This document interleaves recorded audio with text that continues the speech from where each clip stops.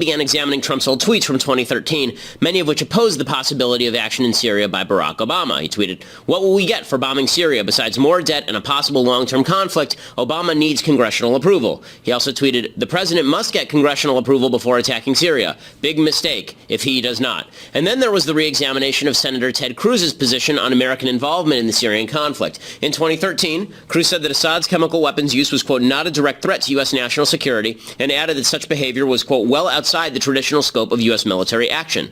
Now, Cruz is silent on Trump's airstrikes, adding, quote, "I look forward to our commander-in-chief making the case to Congress and the American people." In 2013, I was one of the people who opposed Obama's pre-stated pinprick strike. I tweeted at Hugh Hewitt, "Lobbing missiles into Syria without decapitating the regime strengthens both Assad and the mullahs." I also wrote in a column around that time that Obama's strategy was destined to fail because he had no credibility to uphold. He was negotiating a deal with the Syrian sponsor state Iran. He was undermining American allies all over the region. He was making the only standard for intervention use of chemical weapons while ignoring all of Assad's other war atrocities. So, what's changed between 2013 and now?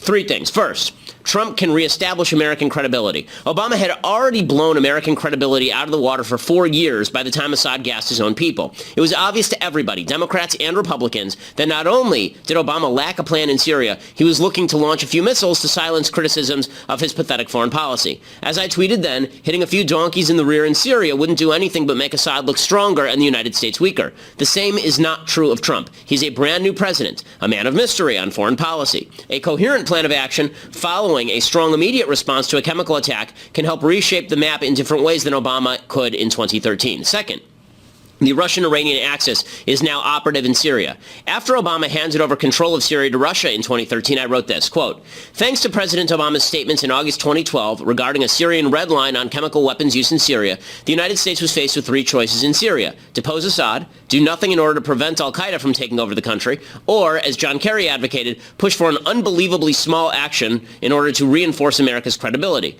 The third option was probably the worst. But in a truly awe-inspiring display of his foreign policy genius, Obama has found a fourth option: appeasement, complete with international weapons inspections it rejected just a week ago."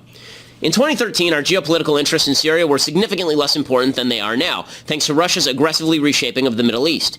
Obama handed over power to Russia in Syria, thereby helping complete an Iranian-Russian axis that now spans from Iran to Lebanon, and then back to Iran through his idiotic and evil nuclear deal that made Iran a regional power again. All of that is creating a safe haven and base of strength for Iranian-backed terrorists, strengthening Putin's hand as an expansionist dictator, and even creating an incentive for countries who oppose Iran and Russia to covertly support ISIS. Blunting Russia's ambitions in Syria without drawing us into a war with them is a worthwhile goal. Third, the map does not look like it did in 2013. Here's a graphic of control of Syria in 2013. You can see those blue dots up in the top, those are the Kurds, and then you see the red dots, that's the opposition, and the black dots are the government. Now, here's a map from March 2017. Okay, you can see the black there is ISIS, the red is the Syrian government, and the yellow is the Kurds. Note the geographic divides. Note also the new clarity about the identities of some of Assad's rivals. In that first map, you didn't know who his rivals were. Here, you know a lot of them are ISIS. This means that America's strategic goals have changed. Now it's no longer about deposing Assad per se, which was always a questionable goal given his terrorist rivals. America has no interest in intervening in the middle of the Syrian civil war. We do have interests regarding Assad's dominance and fighting ISIS. Russia and Assad are not interested in fighting ISIS. That was always a fantasy of pro-Russian isolationists. Our best policy at this point is to contain the region without serious intervention, kill as many ISIS members as possible along with friendly countries, and to deter major human rights violations if possible, while emboldening the Kurds in that yellow northern region. That's why Trump's first strike matters. But it won't matter unless he has some sort of strategy to back it up. If he doesn't, it will be precisely the same as Obama's proposed pinprick strike and will have been a counterproductive rather than a first blow toward restoring American interests on the world stage. I'm Ben Shapiro. This is The Ben Shapiro Show. So, obviously, a ton of news to get to. Neil Gorsuch has now been confirmed. He is now going to be on the Supreme Court. Good for Senate Majority Leader Mitch McConnell. I didn't think he was actually going to do it. He did invoke the nuclear option, did what he was supposed to do. Good for him. We'll also get to a full analysis of what is happening in Syria. Is it good? Is it bad? Or are we undecided? But news last night, the Gorsuch thing, we can wait till later to discuss, but it's not huge news because we knew all week that they were going to confirm Justice Gorsuch. Big win for President Trump. He fulfills a campaign promise. Big win for Mitch McConnell, who fulfills a quasi-campaign promise. It is a big thing. I don't think it's as huge a thing as some people make it out to be, because I don't think the Supreme Court is as huge a thing as some people make it out to be. I've said that in the past. I will continue to say that. But it is big that Scalia's seat is maintained for originalism as opposed to being converted over to a leftism activist seat as it would have under Hillary Clinton. So I got that one totally wrong during the election cycle. I said I thought that Trump would appoint somebody who is not conservative, or at the very least Mitch McConnell would not ram Trump's pick through over the filibuster, and obviously I was wrong. So good for Trump, good for Mitch McConnell. That's great stuff. But the big news, obviously, is that we are now involved in a war in Syria. How much are we involved? Not particularly much. Last night, would have been about 6 o'clock Pacific time, we get the news that the United States has launched 50 plus, I think it's 59, Tomahawk missiles from the Mediterranean Sea to a Syrian base, an air base that was apparently the source of the gas attacks that happened earlier this week on Syrian civilians that Trump saw and that made him very, very upset. Here's a little bit of the footage of the strike. So you can see there's the ship launching a Tomahawk missile. Pretty cool stuff. And then the actual impact of these missiles was pretty marked. They destroyed, I think, 6 planes on the ground. They knocked out the usefulness of the airbase. There are 6 Syrian air bases, so this did not cripple Syria's ability to actually go out and perform gas attacks, weapons of mass destruction attacks. But it was a sign that Trump is not going to sit there and do nothing. And it was a marked contrast to President Obama, who after a Syrian gas attack in 2013, he basically sat around and did nothing, dithered, tried to blame Congress, and then finally handed over control of the whole situation to the Russians. But it has raised a number of really important and interesting questions. The first question, I think, is, was the strike worthwhile? Was it something that was worthwhile? And again, I go back to what I just said a few minutes ago. How worthwhile the strike was is going to depend on what comes next. So, in 1998, al-Qaeda targeted the U.S. embassies in Tanzania and Kenya and killed hundreds of people. And Bill Clinton's response was to shoot off a missile at a chemical weapons factory supposedly in Sudan and hit a camel in the ass. And that was basically the end of it. That obviously not only had no impact, it actually was counterproductive. It convinced bin Laden that the United States was a paper tiger. We weren't going to actually do anything, and led to 9/11. If you just do these sort of symbolic measures that aren't followed up on with any sort of real cohesive policy, then nothing actually matters here. It doesn't matter. David French, I think, gets this exactly right in National Review. He says, if this is the only strike, unless it was extraordinarily and unusually effective, it has little chance of materially impacting the Assad regime or the course of the civil war itself. Even if it persuades Assad to refrain from dropping gas bombs, he'll doubtless continue his campaign of mass murder with barrel bombs, cluster bombs, area bombing, and mass executions. And as I just said, the idea that you can do a pinprick strike and that's it, whether this is effective or not, we just don't know the answer yet because we don't know what Trump is going to do yet. Second question, did Trump tick off his base? A certain part of his base, absolutely. Ann Coulter is very upset this morning. Paul Joseph Watson at InfoWars has declared himself off the Trump train. Milo Yiannopoulos says he's angry with Daddy, predictably enough. And folks like Mike Cernovich are very angry about this as well, and claiming that anybody who backs Trump on this thing, anybody who thinks that this isn't the worst idea in the world should join the U.S. military, to which I say to people like Cernovich, well, you seem very concerned about Pizzagate. Why don't you go join the D.C. police force? The idea that you are concerned about something happening in the world, and this is the rationale, you must join the military if you care about persecuting a war or prosecuting a war. You must join the police force or the border force if you want people to do their jobs. That's silly. But the reason that so many people are upset is because there were a lot of people who bought into the original concept of Trump as sort of a Ron Paul isolationist. And what Trump actually is an isolationist who, if he gets pissed off, fires missiles at things. That's all the evidence we have so far. We don't know that he's now an interventionist. We don't know he's somebody who plans. And this is the great debate. What Trump did in Syria last night, was that something where Trump is actually now going to shift his entire policy on Syria and pursue something that's more coherent and cohesive? Or is it going to be a situation where Donald Trump basically earlier this week said, everything is fine in Syria, don't care what Assad does. Assad gasses a bunch of people. He sees it on TV. He says, oh, those poor babies. And then he goes and he shoots off a bunch of missiles, and then that's it. If that's it, that's not going to be good, but we don't know the answer yet. That seems to me the most plausible solution here is that he doesn't have a coherent strategy. The only reason I say that is because there are members of the Defense Department who are already saying this was a one-off, that this isn't going to be something that is repeated, and they've yet to roll out what their strategy actually is. But there's a lot of confusion. So let's start with what happened before all of this. So in 2013, Donald Trump was very militant about not getting involved in Syria. He had a series of tweets in which he specifically talked about this. He tweeted, if we can get those up, he said the president must get congressional approval. before attacking Syria. Big mistake if he does not. We'll talk about the constitutionality of this in a second. And then he also tweeted that if the U.S. attacks Syria, it'll be a terrible idea. He says if the U.S. attacks Syria, this was September 2nd, 2013, and hits the wrong targets, killing civilians, there will be worldwide hell debate. Stay away and fix broken U.S. And yet now he's involving himself. And then he also tweeted, President Obama, do not attack Syria. There is no upside and tremendous downside. Save your powder for another and more important day. So a lot of his supporters took that seriously, and you can't blame them. He said during the entire campaign that we never should be involved in Syria, we should never be involved in Iran, we should never be involved in Iraq, we should basically bring everything home and focus on building roads in Iowa. That was sort of his take. And so if you look at a lot of his supporters, they have a reason to be upset with him today, because obviously that was not his position. He saw something on TV, he heard intelligence reports, and then he decided to act, and we'll have to see how much he ends up acting. Bob Corker, senator from Tennessee, he says that he was excited that this happened because he was worried Trump might just make a cheap deal over Russia. Patron Putin and Russia. I heard UN Ambassador Nikki Haley criticize Russia. I have not heard President Trump hold Putin or Russia responsible in any way. He's been far more critical of Barack Obama on this issue than Vladimir Putin. Why? Yeah, I don't know. I have seen, by the way, an evolution even in Russia. I'd like to see more. Look, I'm just being honest with you. I was very concerned in the beginning that there may be an attempt to do some cheap deal with Russia relative to Ukraine and Crimea in Syria, and I don't think there's any chance of that now. I think the president is, the longer he's in office, the more he has people coming in to see him from other countries. I think that he's developing a body of knowledge and experience that will keep anything like that from occurring, and he'll have an opportunity to see firsthand right now. So we'll find out. Putin going to stand? We'll find out. Putin is getting very militant over Syria.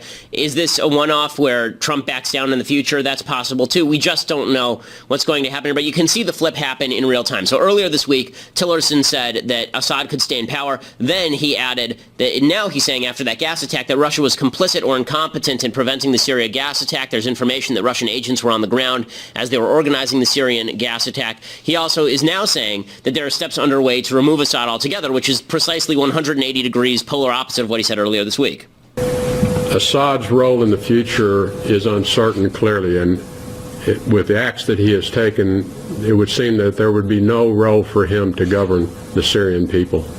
And so what steps is the United States prepared to take in order to remove him from power?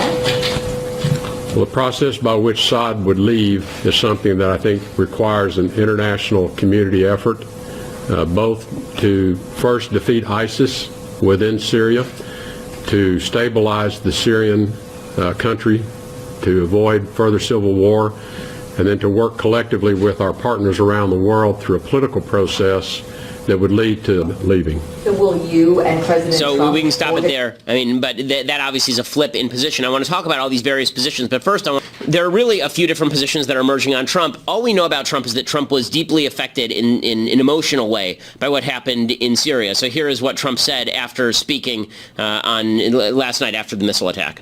My fellow Americans, on Tuesday, Syrian dictator Bashar al-Assad launched a horrible chemical weapons attack on innocent civilians. Using a deadly nerve agent, Assad choked out the lives of helpless men, women, and children.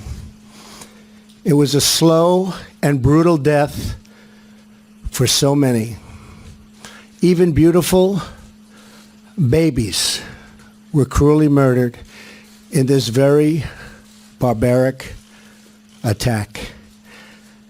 No child of God should ever suffer such horror. Tonight I ordered a targeted military strike on the airfield in Syria from where the chemical attack was launched.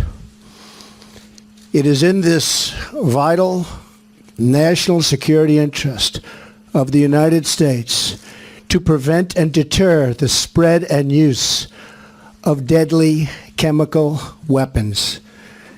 There can be no dispute that Syria used banned chemical weapons, violated its obligations under the Chemical Weapons Convention, and ignored the urging of the UN Security Council. Stop it right there. There is some irony to this if you're a Trump follower, and Trump spent his entire campaign ripping on George W. Bush, saying that George W. Bush was a warmonger. If you recall, what was George W. Bush's excuse for going into Iraq?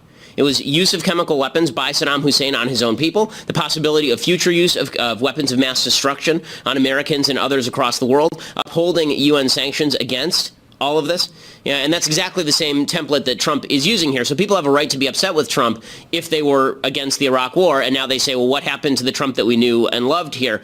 The fact is that isolationism runs up against reality, not only because you see nasty pictures on TV, but because it turns out that there are nasty forces in the world from Iran to Russia who are interested in maximizing their own power at the expense of U.S. power. And that's really where America's interest lies here, not in the human rights violations, which are terrible but exist all over the world. It really lies in the idea that a strengthened Russia that has an impact in broadening the sphere of influence for Iran and for places like Lebanon and Syria and Assad, that when you do all of this, you're heightening the chance of war against America's allies, war against citizens of the West, and terrorism against citizens of the West, and Assad has been complicit in that. All of that said, basically there are three solutions, three possible things that can be done here. So there's basically three strategies that can be pursued here. One is the Marco Rubio, John McCain, Lindsey Graham strategy, and that is the we should actually put troops on the ground and overthrow Assad strategy. I do not favor this strategy because I don't think that they have a replacement for Assad, and I think that the idea the Russians are just going to stand by and watch us overthrow Assad without actually creating all sorts of casualties against U.S. troops that we would have to invariably put in harm's way. I think that's a mistake. I don't think that's worthwhile. Goal number two is what a lot of the Trumpkins, the people who are really ardent Trump advocates want to do, the alt-right. These people basically just want Trump to stay out of it, let Russia run the thing. If they want to gas people, let Russia gas people. What's amazing about this is that Trump actually hasn't done anything yet. He hasn't involved himself in anything deep yet, but people are losing their minds over this. Ann Coulter, who's a friend of mine, but she says Trump was not elected to go to war in Syria, and she's very upset about this. We need a little me time. We need to save America before we can do anything for the rest of the world. And in most of these savageries around the world, we're just coming in at one moment in an ongoing bar fight and picking the guy who's on bottom now. But, wait a few years and the other group will be on top, savaging the other group. That's right. Why are we let's just hope Trump's base will remind him. Okay, so she thinks that this is the worst thing that ever happened. There are a lot of people who are very upset about it. Again, all he did was fire some missiles at a guy who just gassed children. Okay, so at the very least, even if you hope that it's just a pinprick strike, maybe you say, okay, glad he did a pinprick strike, shows he's a tough guy, and move along. But the idea that there should be no consequences whatsoever, that's a little bit troubling, although I get it. I do get that idea. There should be no consequences if you're not actually going to have a plan there, and you shouldn't have a plan because who cares? That's sort of the alt-right reaction to all of this. And then there's the element of the alt-right that is actually just openly pro-Russia. That's people like Ron Paul, who's out there saying that basically it was the Syrian rebels who gassed their own people in order to blame the Assad regime. And who would benefit? It makes no sense, even if you were totally separate from this and take no sides of this, and you were just an analyst. It doesn't make any sense for Assad under these conditions to all of a sudden use poison gases. It's zero. I think it's zero chance that he would have done this, deliberately, and he's doing this now. Okay, this is the asinine side of the internet. This is the Mike Cernovich side. They say that this wasn't even Assad at all. It's all a false flag by the neocons. Paul Wolfowitz is over there gassing Syrian children in order to get Trump to go to war. It is exposing a split in the Trump camp. There are a bunch of splits in the Trump camp. This is just another one between the sort of isolationist libertarian side of the Trump camp and the people who are realists and even the people who are more than that. So as I said before, there are a few different things that can be done. One is actually invade and get rid of Assad. Not for it. Number two, you can try and contain Assad and urge the Russians to get rid of Assad so that we're actually on the same side here. And the way that you do that is either by establishing a no-fly zone, or if you don't want to establish a no-fly zone because you think it's too risky, you do what David French has suggested, and you create enclaves with ground-to-air missile capacity in which Syrians and Russians know they will be shot down if they come over there, and these become basically the refugee centers, and you protect independent Kurdish territory up in the north, and then you fight ISIS at the same time. So that fulfills a couple of goals. It contains Assad. It forces Russia to think whether maybe they'd be better off with someone who's not Assad so that they wouldn't have so much countervailing opinion and countervailing military. And then on the third, and on the third side, you are getting rid of ISIS. That's sort of my preferred solution. This is what I suggested yesterday. And then there's the alt-right side, and that's do nothing. It appears right now the real question is, what is Trump going to do next? And it could be any of these three. And if you listen to the rhetoric of the Trump administration, you've heard all three. You've heard Rex Tillerson say Assad must go, but he's not going to put troops on the ground probably. And then you've heard people say, well, this is a one-off. We're not going to do anything after this, which sounds like the isolationist position. And then there's the middle position, which is, I hope, where he ends up. We have some strategic interest there. We're not going to put tons of boots on the ground. We don't want to go to war with Russia. We don't want to play chicken with Russia. Russia has obviously invested itself very heavily here. But we're also going to reestablish the norm that chemical weapons use is not okay, and this president is not going to be crossed. And I think that's the proper solution. Now, there's one more issue that has to be discussed here, and that is the constitutional issue. So Rand Paul, not Ron. Ron is crazy. Rand is not crazy. So Rand tweeted out a bunch of things about the constitutionality of all of this. And so he said, while we condemn the atrocities in Syria, the United States was not attacked. They continued, the president needs congressional authorization for military action as required by the Constitution. And he says, our prior interventions in this region have done nothing to make us safer, and Syria will be no different. Okay, so that's probably true unless there is a coherent strategy, and that's one of the reasons the Constitution suggests that there actually be a declaration of war or an authorization of military force. It is not true that the authorization for use of military force applies to Assad's Syria. It just doesn't, okay? The 2001 authorization to use military force was directed against global terrorist entities, particularly al-Qaeda. That's not Assad. Assad is the sovereign ruler of a nation, even though he's an evil dictator. So the AUMF does not cover this, legally speaking. There is a case that there is independent constitutional authority for the president to launch military strikes and then afterward go to Congress for approval. That's a very kind of thorny legal issue. It is my opinion that Trump, if you're going to say that he needed to do something quickly and didn't have time to go to Congress and didn't want to telegraph what he was going to do, but now he's going to go to Congress, I think that may be the best middle-of-the-road solution here. But if there's any further military intervention, obviously he does need to go to Congress, and he should go to Congress, and he should make the case a coherent case. The reason that in 2013 it didn't make sense for Obama to go to Congress is because Obama only wanted to go to Congress for this pinprick military strike that he really did not need congressional approval for under legal precedent. Even if he got a congressional approval, he wasn't going to get congressional approval for let me fire a missile at a camel and hit it in the butt somewhere. If he was going to go for congressional approval, Congress is only going to sign on to a coherent plan so that they have something to be answerable to. You don't need Congress to approve every drone strike that is pursued by Obama or Bush or Trump. That's just silly. So what Trump needs to do now is he needs to go with a coherent plan to Congress, get an authorization to use military force, and then he can go about his business. But first he needs a plan, and I would like to see President Trump actually come up with a plan, and that is the big question. Does he have a plan now? And the answer is we have no idea. My bet is on not really, but I hope that he's going to formulate one. But again, no one knows the answer to this. No one knows the answer to this at all. Okay, time for some things I like, things I hate, and the mailbag. Oh, things I like. We've been doing French stuff, and so we didn't do any French film this week. So French film. Probably the best French film of all time. There's a French film that came out, I think it's 1937, called Grand Illusion. And Grand Illusion was about World War I. What's really fascinating about it, it's kind of a Marxist take on World War I. Basically, it's about these two Frenchmen who are captured by the Germans in World War I, and they are imprisoned in this castle, basically, where all the POWs are kept, and then they have to escape. But it's really much more about class conflict, and it stars a bunch of people who would go on to become big stars in Hollywood. This, I think, is a picture of Paul Henry, who ended up he's in Casablanca, right? You recognize his face from Casablanca because he's the other guy, not Humphrey Bogart in Casablanca. Really good actor. The movie actually holds up really well. It has some people who ended up becoming big stars for other things. So there's a German officer who's played by the guy who, if you remember Sunset Boulevard, the creepy butler, he ends up playing him. But it's a really good movie. We can show a little bit of the trailer, but you won't understand it because it's in French. The whole point is it's actually sort of a Marxist work of art. Basically, the idea is that war is an illusion. The only real war is between the classes. This was thoroughly debunked during World War I, and it would be debunked again during World War II. It was a fantasy of the left, and because that fantasy of the left ended up being not true, we keep falling into war. It turns out that divisions, far more than class divisions, end up dividing people. Class divisions are much more a secondary concern. Okay, time for some things that I hate.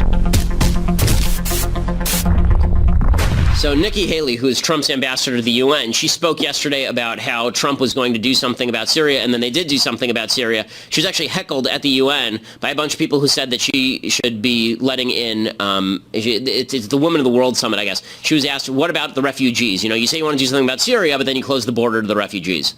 Well, I think, first of all, keep in mind that I work for the Trump administration, and if you haven't heard me talk about Russia... Hold on, stop. We got to get people fix these problems, you know? Yeah, I have hit Russia over the head more times than I can count, and it's because if they do something wrong, we're going to call them out on it.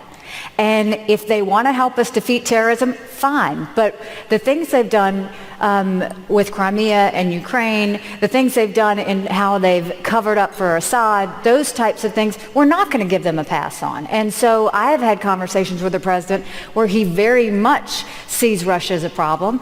And I think if you look at his actions, you know, everybody wants to hear his words, but look at his actions. The two things that Russia doesn't want to see the U.S. do is strengthen their military and expand energy.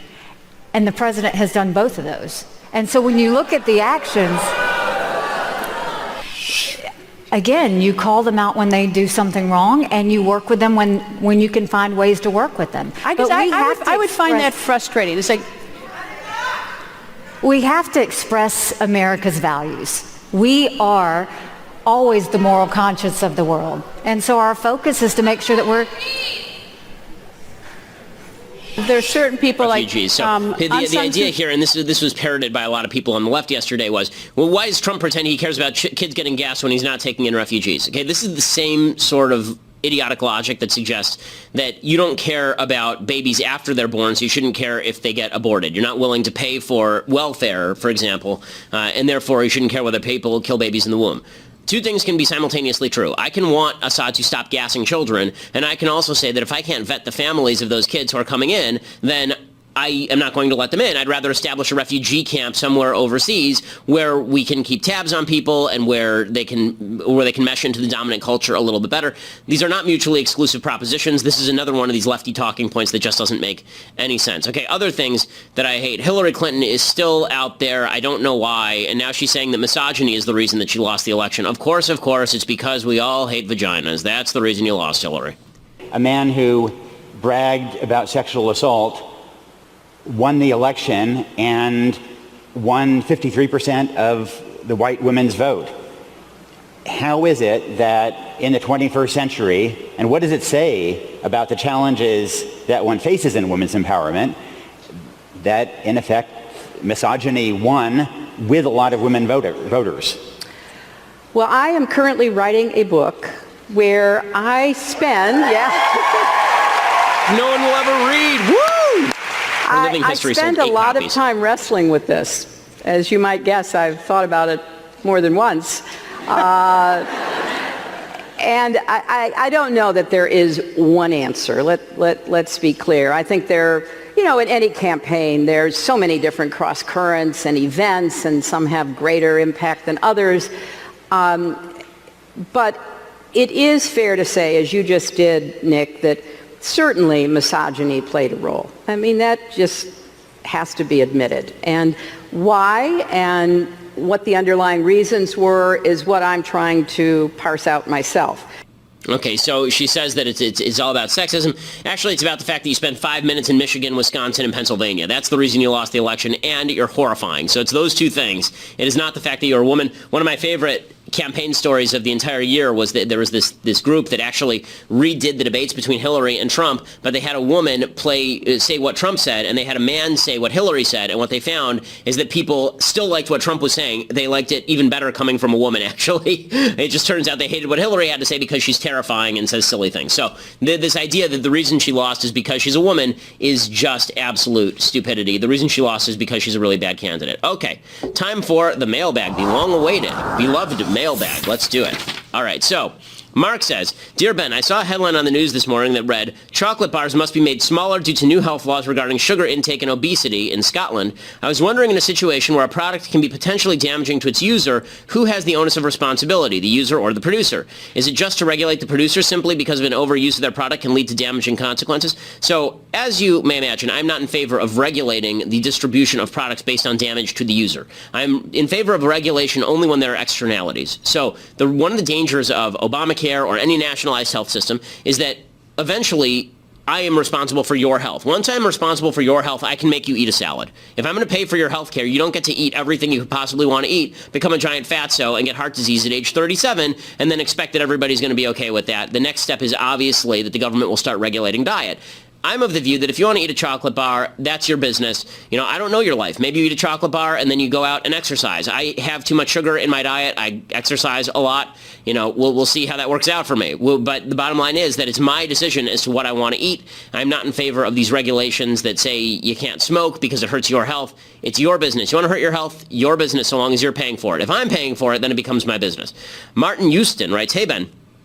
I love your input on religious topics. An atheist raised a question to me the other day, and I was hoping you could shed some light on it. If God asks you to kill someone, would you do it? If the devil asks you to kill the same person, would you do it? What's the moral difference if the result and act are the same? So in Judaism, there's no such concept as the sort of adversarial devil. So in Christianity, there's the idea that God and the devil are sort of striving for your soul. In Judaism, that's not what the devil does. So I have slightly different theology on this than other folks. I don't think that the devil is sort of an independent moral force in the universe. Satan is literally the adversary in Hebrew, and the idea is that he's the prosecutor. In most of the Talmud, he's described as somebody who is prosecuting the case against human beings, like in the book of Job. He's sort of taunting God into applying justice rather than mercy, or into seeing whether human beings can withstand their faith. But he's an emissary of God. At no point did he actually have a break from God, and then there's no paradise law situation in Judaism. So the idea that God and Satan would give you the same commands and they would have different moral questions, that doesn't arise under Judaism. But I think the broader question, which is, can God do something immoral? The answer is, God can certainly do stuff that is immoral according to human standards. I mean, this is one of the great debates in religious circles. Is morality above God, or is God above morality? One of the great struggles in all faith is that God is above morality, but we pray and hope that God will abide by the promises that he made to human beings to live within his boundaries that he has set up for himself. And that includes allowing a certain amount of free will in which we can do evil things. Like, God has bounded himself in. If God were boundless, we wouldn't have free will. God has bounded himself in, and he has restricted his own behavior in the world. And that means, more often than not, that God is not performing the evil. It is the laws of nature that he set up that create a randomness in the universe that is performing the evil, or it is human beings themselves performing the gravest evils of all. So the idea that we live in a time where God comes and tells you to kill somebody, would you do it or not? Again, all religious believers in the end have to say yes, but the difference is that you have to have a religion that says that God would never do that, or that God should not do that, or that God cannot do that. And that is the struggle. I mean, this is the great struggle, I think, of Judaism in the section of the Bible that talks about Abraham sacrificing Isaac, right? It's God literally asking Abraham to kill his own son, and so that's an evil thing to do. And that is God's test of faith to Abraham is that it's very easy to be a monotheist who believes in God when God's morality agrees with yours. Will you agree with God's morality and go along with it when God's morality doesn't agree with yours? And Abraham says yes, but with the hope that God will eventually think better on it. And then I think that's what all human beings of faith have to do. Carla says, Hi, Ben, huge fan. What do you think are the pros and cons of making Puerto Rico the 51st state? Well, I mean, the con really right now is that Puerto Rico is heavily indebted. It's governed itself for a very long time and racked up an enormous amount of debt that would have to be assumed in the end by the federal government. We're already administering some of the law in Puerto Rico. I don't really have a huge problem with Puerto Rico as the 51st state per se. I really don't. I think that it's really more a question of making their economy stronger, and ensuring that the cultures in Puerto Rico agree with traditional American culture, which I think that in large measure they do. Val says, Hey, Ben, I've recently seen a lot about how fossil fuels pollute the atmosphere and how terrible that is, but it's difficult to come from a moral rather than purely statistical and logical point of view when debating climate change with people on the other side. Can you explain the moral case for fossil fuels? Yes. The moral case for fossil fuels is that they are cheap, they are effective, and they have raised half the globe out of poverty. That is the case for fossil fuels. In places that do not have fossil fuels, they're still burning animal dung for warmth, which is actually more polluting than fossil fuels. They do not have power. They do not have electricity. They do not have higher standards of living. Fossil fuels have been the greatest single advance in the history of humanity in terms of technological advances. And so the idea that fossil fuels have been a net detriment to human beings is absolutely absurd. Dylan says, what is your favorite thing about Klavan? Well, I mean, aside from his stunning good looks, I love talking literature with Klavan. Actually, during the breaks, between our shows, very often we just find ourselves in literature conversations. Klavan is the only person I know who's read more fiction than I have, and so it's really fun to talk books with him because he's so literate. Kevin says, hey Ben, do you think the recent chemical attack and U.S. response will convince major European nations such as UK, France, and Germany to become more involved in the Syrian war? I think that with U.S. leadership, it is possible that they will commit to a concerted mission in Syria, but they're not going to commit to overthrowing Assad. Nobody at this point is going to commit to overthrowing Assad because they still have people to go home to. And after Iraq, I don't think that one's on the table. Abigail says, do you think saying black people are generally bigger than white people is a racist thing to say? Where do you draw the line on what is statistical fact and what is racist? How do you explain the difference to a leftist? Okay, so statistical fact is not racist. Statistical fact is statistical fact. I mean, it is a statistical truth that there are more black people in the NBA than white people. That is not racist. That is a statistical truth. It is also a statistical truth that an outsized percentage of black people are committing an outsized percentage of murders in the United States. That is not racist. That is a truth. The reason that people get more upset about the second statement than the first is because they're assuming that what you're saying is that there is a biological component that links black people with murder. That it's because of their black skin that they are committing murder. That is where you cross the line into racism, by saying that there is an inherent connection between the color of your skin and the things that you do, which is why it's so hilarious that the left is constantly shouting racism when their entire case in the world is that black people must vote Democrat because it is inherent in you as a black person that you must vote Democrat and hold certain political values. I don't believe any of that. I think everybody is an individual. That is the difference between racism and statistics. Statistics just say a certain percentage of people do this, a certain percentage of people do that. Racists say a certain percentage of people do that because biologically their race drives them to do that. Because there's not evidence for that. There is evidence that culture drives people to do certain things. Robert says, Ben, do you think atheism will ever become the majority viewpoint in America? Do you believe it is worthwhile trying to combat atheism, or should we just live and let live? Well, I mean, both. I think that live and let live and also combat atheism. So, I have no problem with atheists. I think that there is a case to be made for agnosticism. All that said, I think that it's very bad for a society when atheism becomes the predominant morality, because atheism is not a moral system. It's a system that is supposed to basically reject the primacy of the individual human being in the end, because we're all just here, and there's no moral system that governs us per se. Let's put it this way. Atheism can have an individual libertarian streak. Atheism can be leftist. Atheism can be anything, but religion, Judeo-Christian religion, has a very specific set of cultural values that attach to it, and that's very important as the foundation of Western civilization. Kyle says, do you think Democrats filibustering Gorsuch will come back to bite them in the butt? That entirely depends on Trump. So it'll bite them in the butt in that Trump will get another pick, probably, and Trump will then have the opportunity to actually push another judicial pick without having to worry about the filibuster. The question is, will Trump go for a consensus pick because it'll be a swing vote, or will he go for someone solid? I don't know the answer to that. Obviously, I have my hopes and I have my suspicions, but that's really up to Trump. Final question here, right, guys? So Tom says, Dear Ben, why is transgenderism a mental disorder but not homosexuality? So the easy answer to why transgenderism is a mental disorder but not homosexuality is that transgenderism makes a claim about the world that is materially false. Homosexuality does not. So this is the easiest distinction. Transgenderism says, I am a woman. No, you're not a woman. Transgenderism says, I feel like a woman. Okay, but it says more than that. It says, I am a woman and I must be treated as a woman.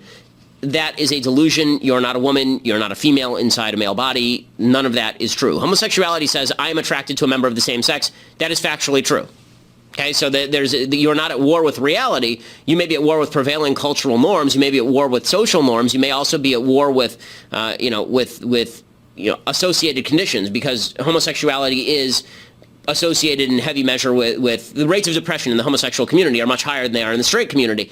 But that does not mean that homosexuality is in and of itself a mental disorder. But transgenderism, which makes a claim about the universe that simply is not true, is a mental disorder in the same way that anorexics who say, I am skinny, I am fat, when they are actually skinny, that is a mental disorder as well. Okay, so that brings us to the end of the mailbag. I'm glad we got to do a Friday show, guys, because a lot of crap happened last night, and it's been a very, very busy day. So busy news day. Pretty soon, I think I don't want to make this pledge, in advance, but I think that within the foreseeable future, there will be a Friday show much more regularly. There will be a Friday show next week. We will have a Monday show next week, but not a Tuesday or Wednesday show, because Tuesday and Wednesday are the first days of Passover. But we will see you on Monday, so be back here for your latest updates. I am Ben Shapiro. This is The Ben Shapiro Show.